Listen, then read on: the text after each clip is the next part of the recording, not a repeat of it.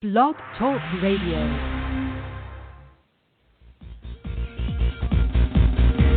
Welcome to your Partner in Success Radio, hosted by serial entrepreneur Denise Griffiths. Denise offers a full menu of on-the-web services for all your online needs.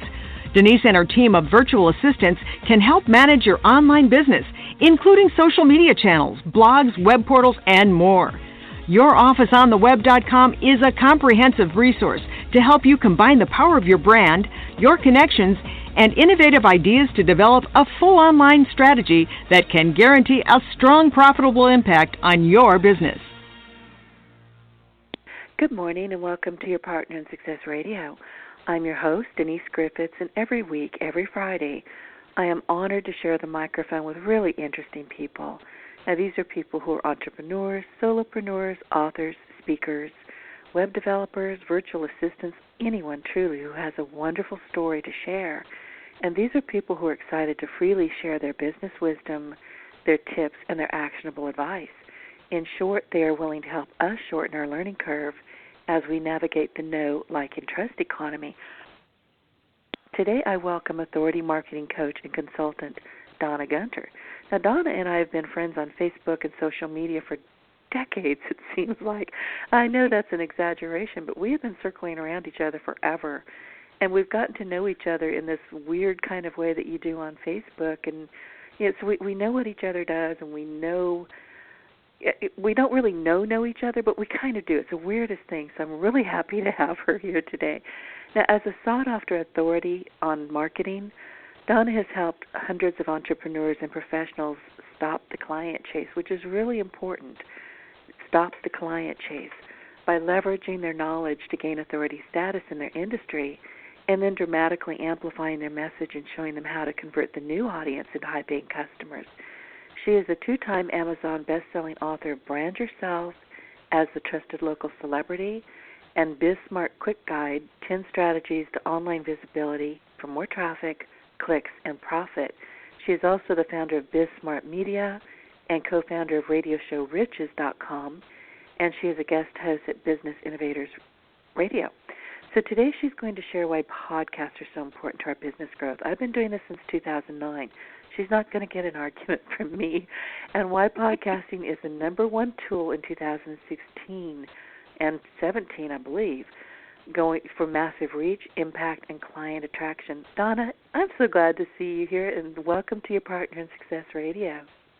Well, thanks so much, Denise. You know, one day we're really going to have to get together. We live only about 3 hours apart, so one of us is going to have to travel. We'll have to meet in the middle somewhere in Louisiana.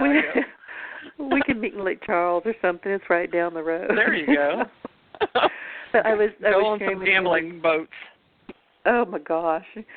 You know, that's one thing I've never learned to do is gamble. I work too hard for my money. When I lose $10, I get angry. I'm like, I have to go home now. Well, yeah, that's actually I'm never appealed to me either. No, it doesn't make any sense to me.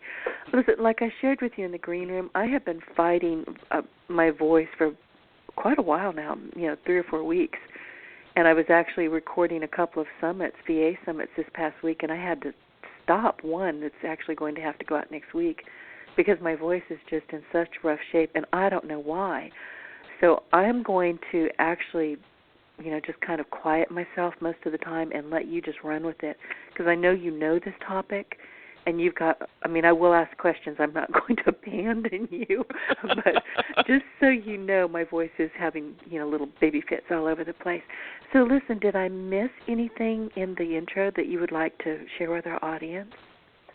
No, I think you hit all the highlights really well. Thanks a lot for that. Oh, sure. Well, listen, let's talk about why podcasting is so hot because, as you know, I started doing this in 2009.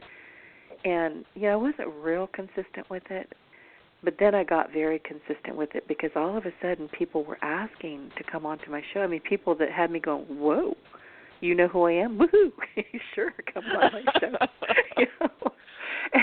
And it got very interesting. So, I got very consistent. I streamlined my message, and I would not stop doing this for the world. I mean, Donna, the truth is every Friday, and I only broadcast live once a week, but I get to meet the darndest people from all over the country. It's in Canada, It's amazing. I mean, it's amazing what you can do with a podcast. So I would love for you to tell people why they really need to either have a podcast or be a phenomenal podcast guest. And that's a big topic with me because you can get some doozies. You can get some great ones, but you can get some that make you go, why are you wasting my time? And it doesn't need to be that way, does it? It doesn't need to be that way. It's just a matter of educating yourself on how to be a great podcast guest. So this is where I think you're going to excel, and I would love for you to talk about that. Well, I think that podcasting is really hot because of a number of reasons. About a year ago, I started hearing about how 50% of the new cars by 2016, by this year, were going to have internet connectivity and the ability to download podcasts. And I thought, well, you know, if the cars are coming out with this is something I really need to pay attention to. So I started delving into this a little bit more, and I'll pause here for a moment and tell you that I actually did have my own podcast back in 2008 because I wanted to do something similar to you, get out in the community, but I wasn't really getting the results that I wanted from it. So it kind of fell by the wayside. And so, all this information and news about podcasting that I've been hearing in the last year really revived my interest in the whole thing. So when I started doing more research, as I mentioned earlier, I found out that 1 in 4 podcast consumers plug their MP3 players or their smartphones, however they're listening to music, into their car audio systems. Now, I have an older vehicle. I have a 2001 vehicle, so mine is pre-MP3 for the most part, pre-podcast kinds of stuff. But my husband got a new truck recently, and he's always doing this. He's actually got his phone synced up with his stereo system, got a very expensive stereo system via Bluetooth, and listens to stuff from his smartphone all the time, and actually does calls through his smartphone, through his stereo system. Then, in my research, I saw that Apple surpassed 1 billion subscriptions for podcasts on iTunes. And so between that and installing the MP3 players and the internet connectivity in cars, I thought, well, this is something I need to start paying attention to again. And then it occurred to me, back in 2005, I moved back to Texas. I'd been living in Little Rock, Arkansas, and eventually ended up in the small town of Orange, which is kind of referred to as the armpit of Texas. Anytime I'm watching a television commercial and it's from some national chain and they say, oh, we have locations all over the United States, and you see the map and you see all the dots, and there's this big dearth of dots for about 150-mile radius from where I live. So we're not the first location that anybody decides to locate. So I definitely call it the backwaters of East Texas or Southeast Texas for a good reason. We're kind of behind the scenes. So needless to say, I don't get a lot of opportunities to go out that much and do a lot of speaking because I'm 3 hours from Houston. And when I was younger, driving to Houston wasn't such a big deal. But now that I've hit my 50s, all the glam and glitz has disappeared from that. So as I started thinking about podcasts again, I thought, well, what better way than to be able to sit at my house 30 minutes a week or so, maybe 60 minutes depending upon the length of the podcast, and reach more of my global market without having to leave home or, frankly, get in the car, go anywhere, and get dressed for that matter, put on makeup. I get to develop this whole new stream of prospects, potential clients, get my message out there, and add another layer of credibility to what I do. And the cool thing about this, if I do this once a week, it only takes 30 to 60 minutes a week, and I do it from my home office. So if I were to book myself consistently, I would be getting out there to lots and lots of people without leaving my own home. I mean, what's there not to like about this? And you just described why I do what I do. I'm a complete and total introvert. I've often said that, I need to be alone 78% of the time. Well, I've closed that gap. Now it's about 95% of the time. And my goal is to grow up to be the crazy cat lady sitting on her porch in Southwest Louisiana with a shotgun and, bad attitude. That's my goal in life. And I know you're definitely got a lot of cats. I do. I have cats. I mean, it's not crazy cat lady yet, but there is an invisible sign over my house that says schmuck lives here, so I live in dread. But the thing is, I've been doing this for a lot of the same reasons. I do not want to be out in crowds. I mean, I'm not afraid of speaking. I'm not shy. being in crowds or being around people drains me. It just, I mean, an hour and I'm done. I'm like, oh my God, I've got to go now. And I found that out about myself, and I've learned to really grow with that. But podcasts, because, like you say, I can do it from my own home. It takes me, I'll be on the phone with you for an hour today. It took me probably an hour's worth of prep time. Then we'll spend a little bit more time, promoting the show. But I get to learn from people. I get to meet people. It's an amazing, amazing way to network. So, it's just, if you're not doing it, I strongly suggest if you don't want to have your own podcast, be a guest. And be a great guest. Yep, that is so easy to do because there are so many podcasts out there and so many podcasts that are absolutely desperate for guests. So if you pitch yourself correctly and really show up with what it is that you have to offer and really focus your topic, you won't have any problem at all getting booked on podcasts that are listened to by your target market. And the thing is, there are services out there now, and I can think of 2 or 3 at least you can sign a retainer package with them, and they'll get you booked on podcasts if you don't feel like doing it yourself. So it's not the wild, wild west anymore is what I'm saying. It's, we're out there.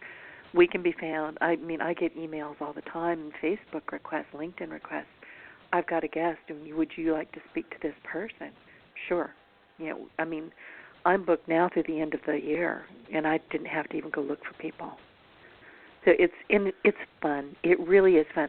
So what is the best way to be a great guest? I've got a horror story that I may or may not share, but oh man, this poor little guy. This poor little guy. If I could have found him, I would have wrung his little pencil neck, seriously. But most of my guests are phenomenal. But you do get the one every once in a while. You just think, what time did you get out of bed, and why did you go back? You kind of, I don't think you got enough sleep. So, but what do you tell I can people? Relate. Yeah, I bet. What do you tell people when they want to be a good guest? What are the steps that they should take? Well, first of all, just being a good guest, and for the most part, I guess, except for your ultra weirdos, like you mentioned, your weird guest, is just to be yourself. You want to be authentic, and you want to come across as trustworthy. You mentioned here in your intro about the like, know, and trust economy. Hearing someone's voice and potentially looking at a picture of someone, short of being there, is one of the most powerful ways to get on that like, know, and trust highway, to get to know somebody, to be able to like, know, and trust them, and get to the point of wanting to buy from them. Another thing I always tell people is to be upbeat. Sometimes that means you get up and walk around while you're talking, if that makes you more energetic. You smile when you're talking on a podcast because for whatever reason, your voice transmits that smile if you're actually wearing a smile on your face. Telling stories is a phenomenal way to be a great guest. I used to train for an online training program helping virtual assistants start businesses, and I would have students come back to me years later saying, oh, Donna, I remember that story you talked about in such and such and so-and-so, and they may not have remembered the theory that we were talking about or the topic that we were talking about, but the story stuck with them. So the more stories that you can tell, the more valuable you become as a guest, because stories really entrance people. Stories are memorable, and stories really help convey who you are and your authenticity to your audience. Another tip would be to answer the questions. Don't get off topic with somebody.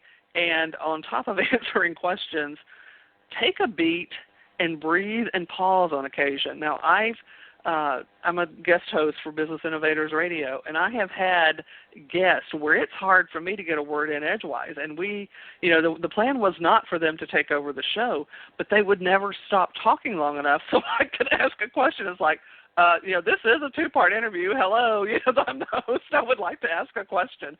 So do your host a favor by not hogging the entire time that you're together. Take a beat, pause, breathe, and let them get a word in edgewise as well, and you'll be a much more revered, valued guest, somebody that will be invited back again, as opposed to someone that the host runs screaming from, thinking, oh my gosh, I never want to deal with this person ever again. One that happened to me in the early days, in all the years I've been doing this, I've only had to delete 2 podcasts. One was because it was so painful. It was like watching paint dry. I couldn't, I like to think I'm a fairly good conversationalist. I can pull things out of you and we can chat and visit. I have never been so bored in my life, and I had to delete it. It was really that bad. And another one was just the woman didn't stop selling. It was all about this product, and I never make my show about a product or even an event, because you want your podcast to be evergreen. You want to give Absolutely. Good information. You want your guests to give good information. It was, and I had to call her afterward and say, I'm sorry, that did not speak to my market. I had to delete it. She was upset, but I could not let that stand. She was just relentless in her selling. It was the wrong venue for that. So I've always told people, I did learn a lesson from it. When you come on my show, it's a conversation. It's about you and what you have to give to the audience, but we're not selling anything here. And most people understand that. It's not a problem. Well, you bring up a good point in terms of what people are sharing on podcasts and the fact that podcasts are evergreen. A lot of people don't realize that, and they're really I guess 2 classes of people that I don't think podcasts are appropriate for. One is that person who needs a sale right away because they can't buy gas for their car or buy food in the next week. The podcast guesting stint is not going to do that for them at all. The second person that a podcast is not good for is somebody who's got a time-sensitive event.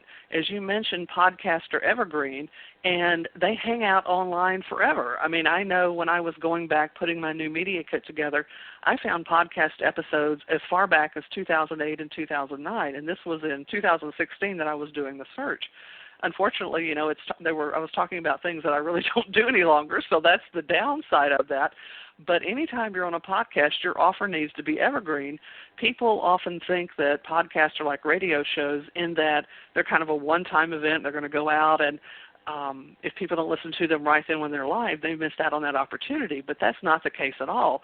People will find your episode 3 months later, 6 months later, 9 months later, 5 years later. And so what your call to action be and what you're doing needs to be as evergreen as possible, because you really don't have any control over when that podcast is going to be found or that episode is going to be found and when it's going to be listened to. And so, if you're desperate for money, desperate for a sale right now, you're trying to promote something that's happening in the next week, like a webinar or product launch or whatever, don't waste the podcast guest time, because that's really the wrong venue for you completely. The other question I get asked, especially by local business owners, when I talk about podcasting to them is, well, I'm a local insurance agent in Orange, Texas, or, I'm an interior decorator in Houston, and I deal with a limited audience. It's just I'm geographically limited, just the people that can find my store or find my office that are local to me.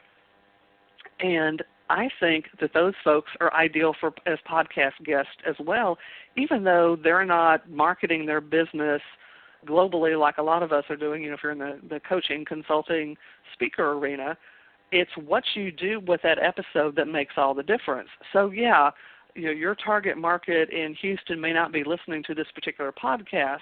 However, if you use that podcast effectively in your marketing and make your target market aware of that, or your customers aware of that, that podcast can build a lot of authority for you and can help you take your prospect down that like, know, and trust road again and get them into your shop or get them into your office more so than any email you might send out or any direct mail that you might send out, because they're listening to you talk about your expertise. So even if you're a local business, don't look down upon podcasts if you were to get an opportunity to interview, because there's so many things that you can do with that to really make that work for you. And as my good friend Joel Helfer says, get a good ROI, and we call that return on interview.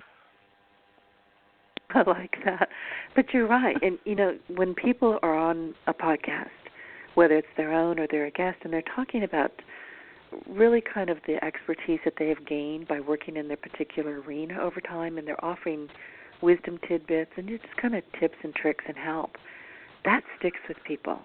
And it also gives people ideas. I mean, I rarely listen to the radio. I don't like to hear a lot of yammering. I mentioned I'm an introvert, right? So yammering bothers me. But I'm like, everybody be quiet.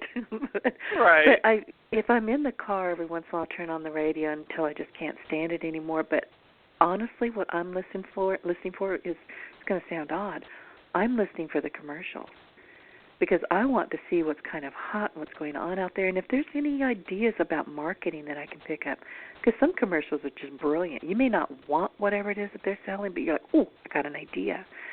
So even if you're not seeing any instant ROI, and I'm wondering a bit, though, I have a reason for this, is that you're giving people ideas, and you're giving, like you said, your expertise. And, you're letting people know that they're not alone in looking for whatever it is that you're talking about. So they may not wander into your store, but they're going to remember you. And at some point, that will come back to you. It just does. I agree. It's like being on a television commercial and you're renowned within a particular area because it's like, oh, you're crazy cow car seller or something like that. If you have a really outlandish type of commercial. Or Mattress Years Mac ago, in Houston. Everyone knows Mattress Mac. Yeah. We had a guy that wore, and I can't remember his name now. I turned off cable a long time ago, but he always wore a red coat, and he sold tires. They ain't pretty, they're not beautiful, but you got to have them. And I just, every time, I would run into the room just to watch this guy because he was hysterical. And he's right, tires ain't pretty. It was like, oh, my God. Oh, my gosh, that sounds like something we'd have around here. I'm telling you, this probably 20 years ago was the last time I saw it, and it's still stuck in my head. So voices are important. I mean, I'm sure he's deceased now, but I still remember him and I can still hear him. So there's power when you're on the radio and you're speaking and you're nuancing and you're telling those stories. I mean, there's a lot of power to that. So you do want to be careful what you're talking about, don't you? Oh, absolutely. People are, if they've got to commute in to work every day, or they're just in their car. And so many people are listening to audiobooks. That's another big thing that's increased in popularity. But if they've gone out to lunch or just out running, listening to podcasts is really great. And if they can learn while they're doing that, so you're imparting some really valuable information that they're picking up along the way. I mean, I know another colleague of mine who would get on her exercise bike and she would only listen to podcasts because that was her learning time. So she would pedal along on her exercise bike in her house and pick up really great marketing tips because those were the podcasts that she listened to. So it's an incredibly, incredibly flexible and unique opportunity to get the word out there about what you're doing to so many people, and they absorb it in more ways than you could ever imagine. That's exactly true. So let's talk specifically, because this is kind of a two-part thing. You're either going to be a podcast guest or you're going to be a podcast host, or in our case, you can be both. But let's talk about how to be a phenomenal guest, because as you said earlier, we're all looking for guests. I mean, I go on a hunt periodically and say, I just need guests. In fact, I did with you. I had a guest that had to recancel. I was like, Donna, help me. And bless you, you did. You just jumped in, and thank you so much for that. But the truth is, we're always looking for great guests with great information. So, and there's processes that we as podcast hosts are looking for. We want your one sheet. We want your URLs. We want your bio. We want your headshot. We need a topic. We need to know what we're going to be talking about. How is the best way for people to get that information to you or to me in a way that's, it's just streamlined? We can pick out the information we need right away and go, oh, this is great. So we're not having to go back and pick for information. So if you would, give some, maybe your own experiences, but just give our audience some really great tips on how to really just show up big, to, my show, your show, anybody's show. How do you show up big and make me or you or, John Lee Dumas go, I want that person? Well, the trick is to make the host work as little as possible. That's the best way to be a phenomenal guest that is remembered. If you provide them all the information that they need and you're pitching to the right podcast. If I'm doing, this podcast here on the art of being a guest on a podcast, I'm not going to go to a show that does wines, talks about different wines, and it's a wine-based show, Gary Vanderchuck show, say, for example, or I'm not going to go to one talking about films because that's not really relevant to their audience. So you have to be sure that your pitch is specific to the kind of podcast and the kind of guest and the topic of the podcast that you want to be on. It's really listened to by your target market. And along the lines of making your host job as easy as possible, the tricks for that are to give them a written up description of what you're doing. Have a really catchy title. Have a great description. Have some bullet points, because they can use all of that in promoting your particular episode and get their listeners' attention and maybe even attract additional listeners onto the show. You want to be sure and provide your headshot. You want to be sure and provide your social media links. And the easiest way to do all of that is to have a really simple one sheet where you've got all of that outlined. And hosts will love you, absolutely love you, if you provide your own questions, because they don't have to think. And so the best scenario that you can create for a host is, I've got all this information here as a host, so I really don't have to put any thought into this. I can simply show up 2 minutes before my guest does, eyeball the questions, and be good to go, and eyeball the bio. Be sure to include your bio as well. So the host really doesn't have to do anything to have you as a guest on the interview. And assuming that you're conversant and you're well-informed on your topic, you can actually have a really great conversation with your guest without a lot of effort at all. That is absolutely true. I can't even begin to tell you how many times I've had to say, and I finally made a rule, if I have to go back to you more than twice to get information, I'm probably not going to book you. Yeah, I don't have the time. We're all very busy people. It should be common sense. It's not, but it should be common sense to just say, here is everything, everything that you mentioned, and by the way, let me know if there's anything I can do to help you promote this. There's just so many ways, but I think my best advice is use some common sense. Approach somebody the way you would want to be approached. Make sure that you get the information to the person that you want. If you were in their position, stop and think, what do I need to give them? What do I need to give them? It just makes life so much easier. I've had people say, oh my gosh, Denise, when you get on the radio, you're so prepared. Donna, I'm not. I'm giving away a trade secret here, but I'm not, because I insist that that people give me everything that you just outlined. So once I've got that and I've scanned it and I'm going, good, and most of the time I already kind of know who they are anyway. Very rarely they're strangers to me, because we know everybody on social media, so I have an idea where they're going to go. But I also set up a pre-interview call if I don't know you, just to make sure that we're comfortable, that we have some synergy. And, this is an odd thing, Donna. I've been seeing this lately. People say, I don't see why I need to get on a pre-interview call. I'm going to be on the interview anyway. That's kind of the bad attitude that we don't want to hear. Right, What do you think about that? It's like, you're not that important yet. So right. I want to know if I like you. The truth is, if I don't like you, you're not coming on my show, and I can't tell that until I've actually had to speak with you or had the opportunity to speak with you. But that seems to be a disturbing trend that I'm seeing, and I don't know where it's coming from, but I don't care for it. I guess I haven't had that experience, because I usually don't do a pre-interview call, when I'm doing the Business Innovators Radio. But one of the guests that's doing that is really shooting themselves in the foot. Another thing, though, that I have seen with guests that are pitching me for the show is that they come in with really vague information. They'll say something like, America's thought leader and author of 2 books. It's like, well, I don't really know what you're a thought leader of and, why that's important. How are you going to specifically impact my audience?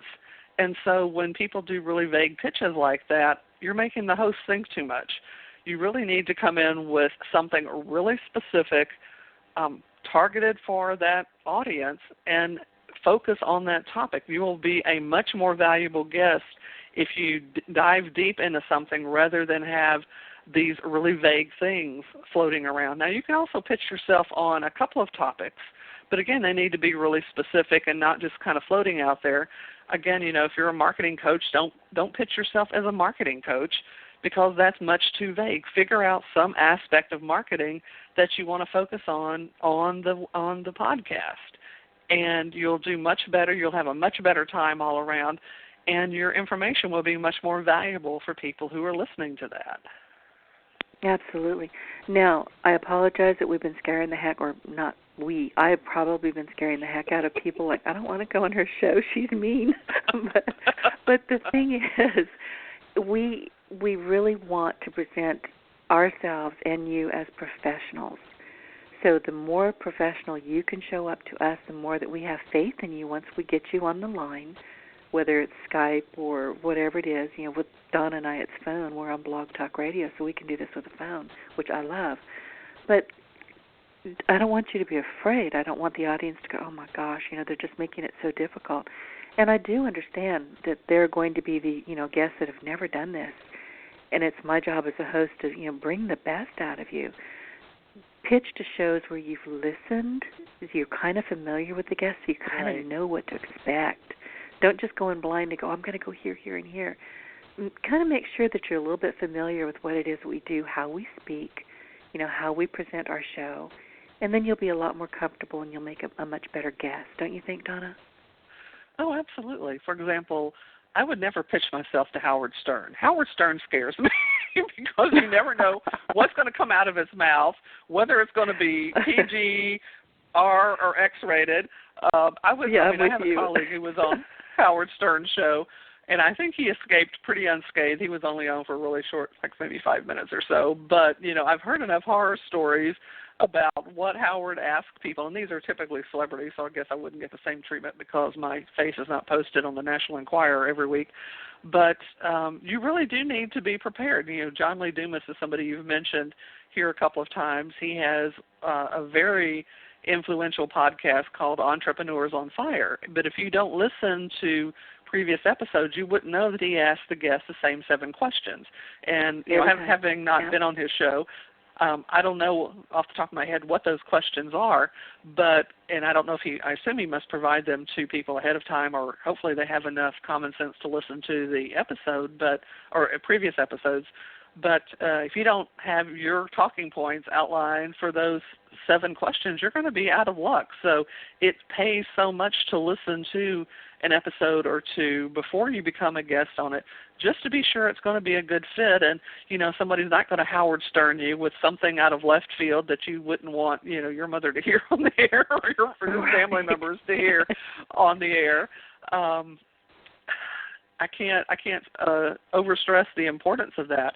And if you are a newbie and if you're really nervous, have a friend interview. It's a great opportunity just to play around, and have them be the host. I mean, if you've got teenage kids in the house, have them help you with that. They love to put on shows and record things, so hopefully it won't end up on Facebook, as a bad recording. But, playing around with video and audio is one thing that kids love to do because they've been doing it since, they could walk almost.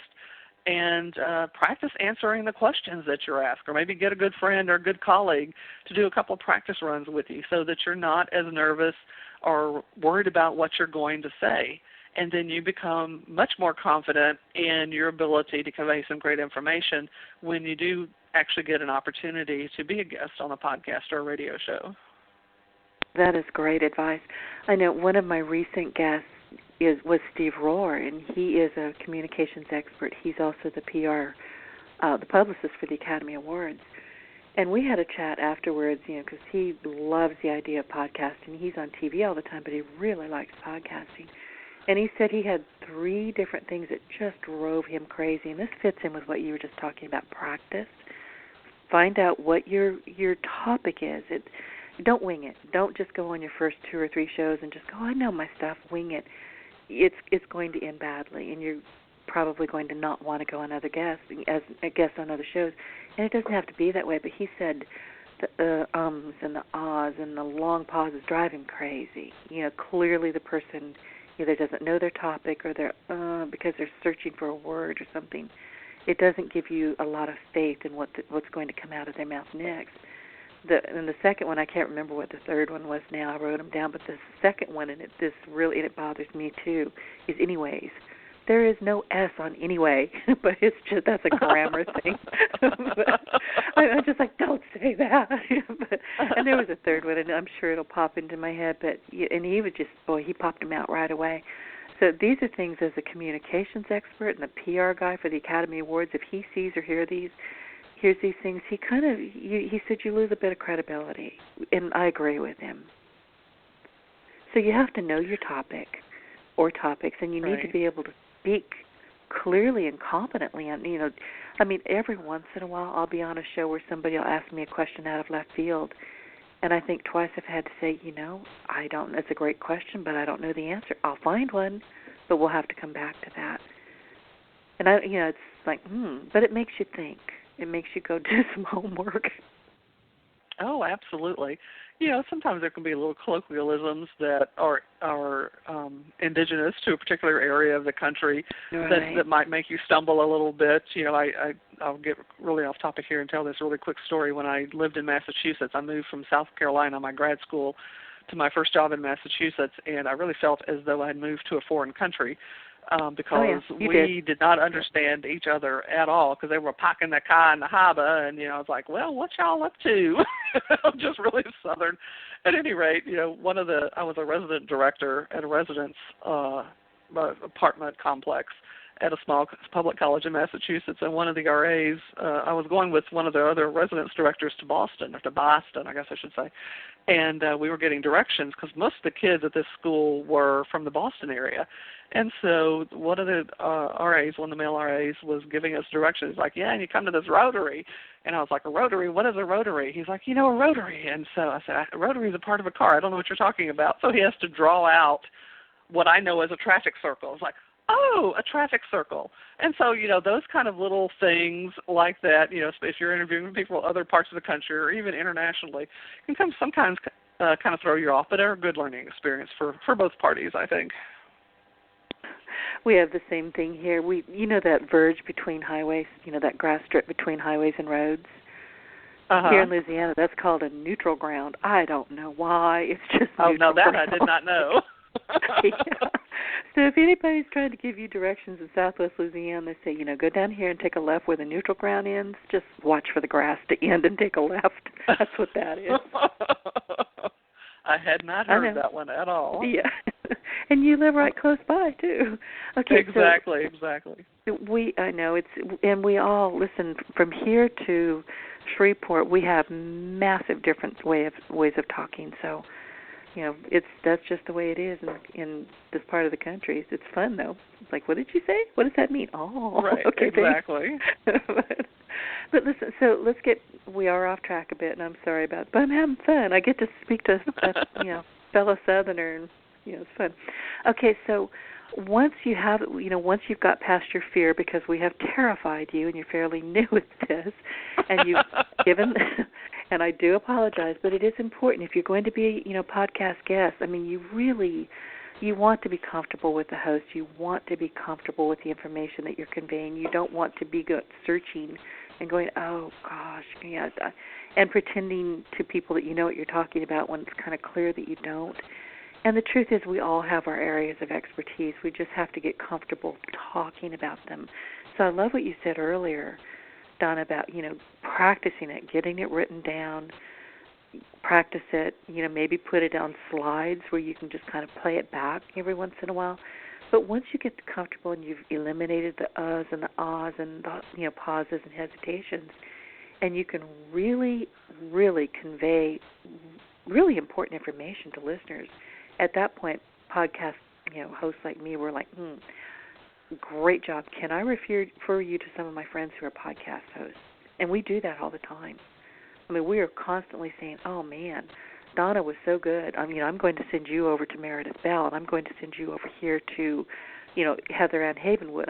You can Once we find out that you are really good on your topic and you're just a great guest from start to finish by getting us the info we need, by promoting it, by being, just hot on topic on the show and then promoting it later, we're going to share your information. We're happy to.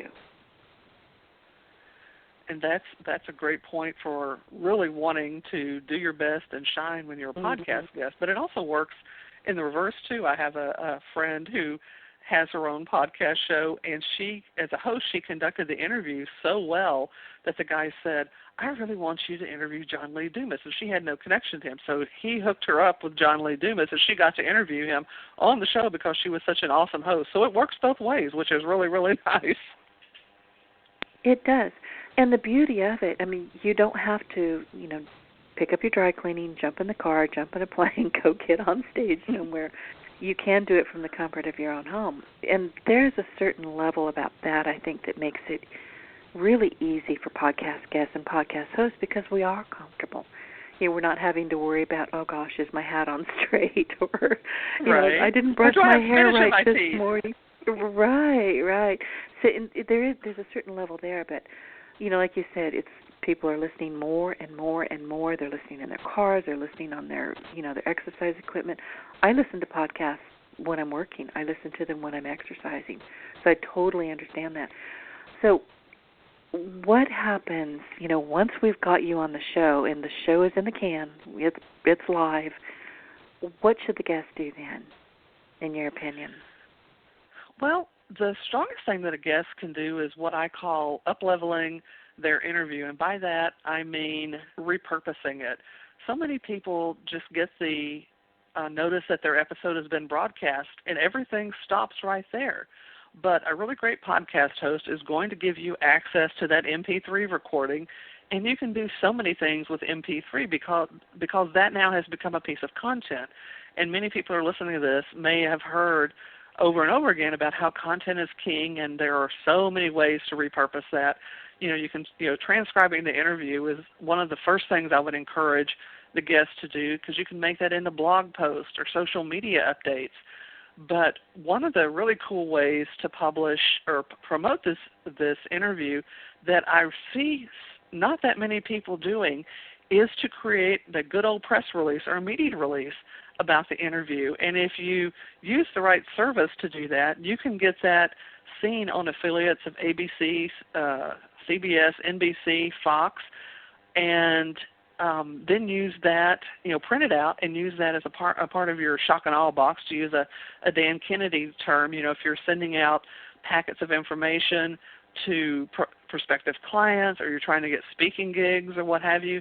And what's cool, when you use a press release service like this, you can ethically use those logos on your website, as featured on or as seen on, ABC, CBS, NBC, and there's usually lots of newspapers, regional newspapers that come with that kind of release. You can use that on your website. You can use that in your PR packet, on your media kit, in your signature file. You see them all over the place. A lot of people will use them with their social media profile picture. And that's a really awesome way, this media release is a really awesome way to promote both yourself as well as your host and increase the likelihood that your host is going to promote you to other hosts so that you can get more podcast interviews without having to do a lot of work. Once you've got that transcript in hand, another thing that I don't see a lot of guests doing is creating a book or a book chapter from that interview. It is so easy to publish a book now, thanks to Amazon. Like them or hate them, Amazon is what I call the second biggest search engine now in the world, next to Google, or maybe third, next to if you use YouTube. And people wondering about, well, my interview was only 30 minutes, or my interview was only 60 minutes. How's that going to make a book? The nice thing is that Amazon accepts. You don't have to write the Bible to everything or the guide to everything that's 200 or 300 pages. People typically are not reading the entire 200 or 300 page nonfiction book. They're going to a chapter that's really relevant to them at whatever point in time they're in, or for whatever problem they're having, and reading that information, and then you're done with it. But if you have a short book of, say, 30 pages, 45 pages, 75 pages, it's much easier to consume, And typically, when you've talked on a podcast, you've talked about one particular topic, a one problem, one solution type of thing. And so you can create a one problem, one solution book incredibly easy, sell it on Kindle as an electronic book, as well as get it printed through Amazon's Create Space platform and have a print book that you can use in that shock and awe box that I mentioned earlier when you're trying to attract new prospects. Nothing speaks more loudly to people, even in this day of self-publishing when everybody can self-publish, but there's still this awe, there's still this mystique around publishing your own book and being an author. I remember a few years ago, my sister-in-law was just awed, and this wasn't even a print book, of the fact that I offered an e-book on my website. It was actually a pretty hefty e-book. It was about 175 pages.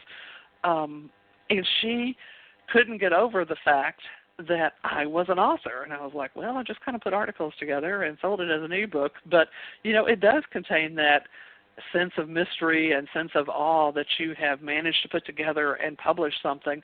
And what's nice about self-publishing these days, if you're working with the right people, there's very little distinction between a self-published book and one that would come out from a big publisher, say like HarperCollins. Provided you've got a good editor and a good book cover designer, you spend a little bit of your resources to make it a very professional-looking book, but that amplifies your authority as well because you're now on the number 2 or maybe number 3 biggest search engine in the world, Amazon, in both an electronic format and a print format, and that book can open so many other doors for you. So you can usually, even if you're a local business, and you're a dentist and you're writing about teeth whitening, if you're advertising that book on TV commercials locally as your call to action rather than inviting people to come by your office, you stand a much better chance of attracting prospects who would not have thought of you normally. Or if you're giving out the book, as a part of some kind of marketing campaign that you're doing out of your office, people are really impressed by books. Unlike business cards, unlike brochures, people don't throw books away. I have a colleague who works in a funeral home here, and she was telling me there was some woman who published a book about local orange history, and she didn't want it anymore, but she couldn't bring herself to throw it away, so she brought it into their resources room at the funeral home where she works so somebody else could get some use out of it. So that's a really great way to repurpose your podcast or maybe a couple of podcasts together is to create a big book or, one problem, one solution book out of it, maybe even a series of books because that gives you more opportunities to be listed on Amazon. I also encourage people to create a really cool series of search engine optimized videos from the content of their podcast. They can chop up what they've said and make short little 2 or 3 minute videos and perhaps, throw some PowerPoint slides behind it, behind the audio, and then you've got some great videos that are promoting your business. So don't let, as a guest, don't let your interview just sit there. Take it, repurpose it, use it in as many ways as you can because that's an incredibly valuable piece of content. And another thing that you can do while you're repurposing is take that interview, once you've had it transcribed, and you can put it up on LinkedIn Pulse as an article. You can put it on Medium as an article. You can put it on Facebook, notes as an article. Google loves those places, plus your blog. And here's something that I've got 2 or 3 guests that I can think of off the top of my head. Meredith Elliott Powell is one, several guests. And, some of these interviews are a year old. They're still popping up on Twitter. They're still talking about them. And that impresses me every time I see them. I'm like, woohoo. They really like that interview. Good. Then I retweet it, and then we start this whole other conversation about a year-old interview. Don't let them die. Just keep them going. Oh, absolutely. Well, that's what I call exposure cloning, and that's something else that you can do as a guest. So just because you've promoted an episode once or twice in social media, unless somebody is a stalker or has no life, nobody's following you 24/7 on social media or reading every single email that you put out or watching every video you might produce. So have a whole list of the podcast episodes you've been on and reintroduce a new episode or, a new podcast or an older podcast that may be new to newer people every 30 days or so. Introduce it to your social media. Revive a blog post that you've written. Write about it again. change up the announcement a little bit. Maybe use some personalized podcast cover art that the host gave you, or use a screenshot of one of your media releases about your appearance on the show. Or you may link, directly to the podcast episode, the third time you announcement, or do a humble brag about your appearance in social media. But the important thing is, as you're promoting this, as you're doing that exposure cloning, give those folks on social media, on their email list, what have you, a reason to listen. It's really boring to say, oh, well, catch my guest episode on such and such podcast. That doesn't really inspire me to want to run right there and listen to that episode. So instead, you might pull out some really pertinent fact in the episode that's really compelling. So if I were promoting this episode, for example, in 60, 90 days down the road, I may say something like, listen to me as I reveal 3 profitable ways to uplevel your podcast interview. And people that are interested are going to say, well, let me go hear what that is. And then they will go, as opposed to, oh, I was on Denise's podcast, come listen. It's like, yeah, so what? Who's Denise? Exactly. Yeah. I see that all the time. It's like, but I don't know who you guys are. You're not giving me a really solid reason to go give you my time, and that's what we're asking. We're asking our guests and our audience to give us their time, aren't we? So we have to really make it attractive and valuable. Absolutely. And I want to go back. I had forgotten to talk about this point when I was talking about ways to uplevel your interview. Don't forget about the fact that the podcast is evergreen. And so as a guest on a podcast, the worst thing that you can do is tell somebody to go to the homepage of your website.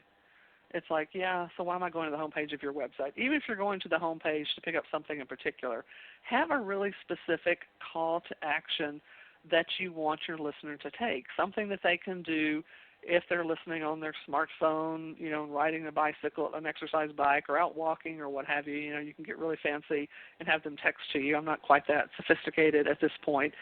But create a special landing page for the listeners of the show, welcoming the listeners by name, and have some gift to give them that will get them to opt in to your email list, because that's one of the most advantageous gold assets that you can have as a business owner is your email list. And so once they're on your email list, you can ethically then begin to market to them, because you don't have access to listeners of a podcast. I mean, most hosts don't even know who the listeners are to the podcast. They can track downloads, but they don't have any more specific information.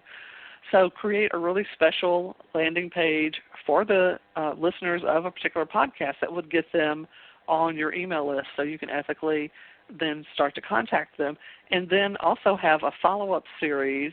So this is kind of your profit funnel here. Have an autoresponder series that periodically goes out afterwards that consists of maybe issues of your email newsletter, or sells them to a particular thing that you want them to be interested in, or you want to get them to purchase from you.